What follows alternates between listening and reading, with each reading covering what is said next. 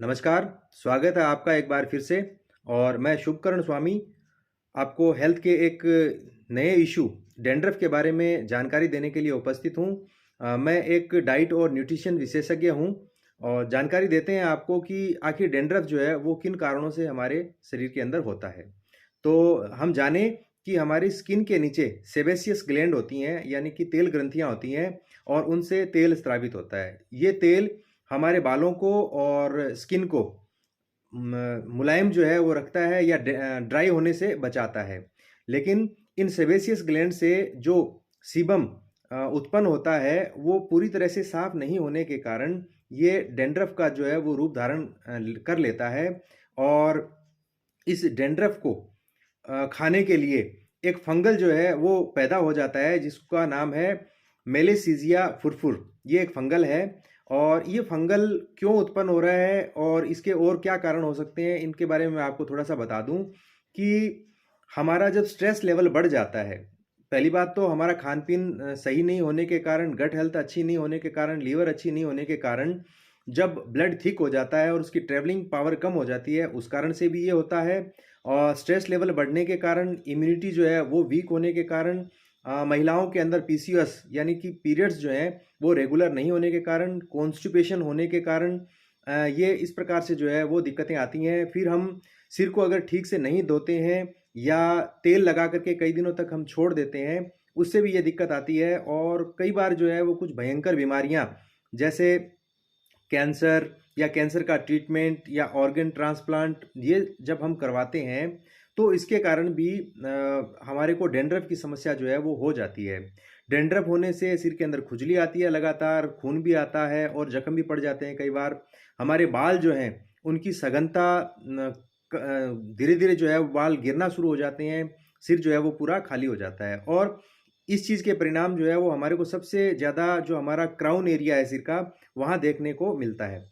कभी कभी होता ये है कि जो हम हेयर ट्रीटमेंट के प्रोडक्ट काम में लेते हैं, जैसे तेल, शैम्पू, जेल या डाई, इनसे हमारे सिर के अंदर एलर्जी हो जाती है। 40% लोग ऐसे होते हैं जिनको इन्हीं कारणों से दिक्कत होती है। और सर्दी के अंदर ये समस्याएं जो है वो ज़्यादा हो जाती हैं क्योंकि स्किन जो है वो ड्राई रहने लगती है। इसके कारण भी हमारे को डेंड्रफ आना शुरू हो जाता है। डेंड्रफ का एक कॉमन सा कारण है कि हमारा सिर जो है उसका सही से साफ नहीं होना, हमारे पोर्स जो हैं उनका सही से साफ नहीं होना। तो हमारे पोर्स ठीक से साफ हों, इसके लिए हमें एटमी का हर्बल शैम्पू और स्कल्प केयर शैम्पू आता है, उसको यूज़ में लें। महिलाएं सप्ताह में 2 बार और आदमी जो है वो अल्टरनेट डेज के ऊपर अगर इसका इस्तेमाल करते हैं तो हमारे जो पोर्स हैं वो अच्छे से खुल जाते हैं, उनका जो सीबम है वो अच्छे से साफ हो जाता है और जो फंगल है मेलेसीजिया फुरफुर वो पैदा ही नहीं होता है। तो डेंड्रफ का जो कारण है वो यहाँ पर दूर हो जाता है। और हमें क्या ध्यान में रखना चाहिए, बालों को केमिकल ट्रीटमेंट जो है वो हमारे को नहीं करवाना चाहिए और जो खुशबू वाले प्रोडक्ट हैं उनसे बचने की कोशिश करनी चाहिए। जीवन में सबसे बड़ी बात है कि हमें स्ट्रेस नहीं रखना चाहिए, हमें अपने खान पान के ऊपर विशेष ध्यान देना चाहिए। जैसे हमें अपने खाने के अंदर सलाद जो है उसका भरपूर इस्तेमाल करना चाहिए, खूब सारा पानी पीना चाहिए, अपने शरीर का B12 का जो लेवल है उसको हमेशा सुपर स्केल में रखना चाहिए। क्योंकि जब तक हमारे शरीर के अंदर विटामिन्स जो हैं उनके लेवल सही नहीं होंगे तब तक हमारा शरीर जो है वो ठीक से अपना काम नहीं करेगा।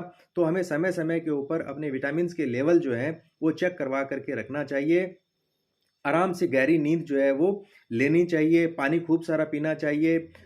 कई लोग जो है वो पेशाब करने के अंदर भी लापरवाही बरतते हैं। तो जब तक हमारे शरीर के टॉक्सिन्स शरीर से बाहर नहीं निकलेंगे तो शरीर जो है वो दिक्कत करता रहेगा। फिर भी अगर आपको इस विषय में तकलीफ है, आप डिटेल में जानकारी जानना चाहते हैं, आप मुझे फ़ोन कर सकते हैं। मेरा फ़ोन नंबर है 9950564390। आप मेरे यूट्यूब चैनल पर भी जा सकते हैं। यूट्यूब चैनल है @शुभकर्ण स्वामी 123।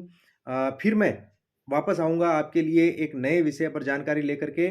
तो मेरे सारे वीडियो जो है वो आप यूट्यूब के ऊपर देख सकते हैं। धन्यवाद। उम्मीद करता हूँ कि ये सूचनाएं आपके लिए लाभप्रद होंगी।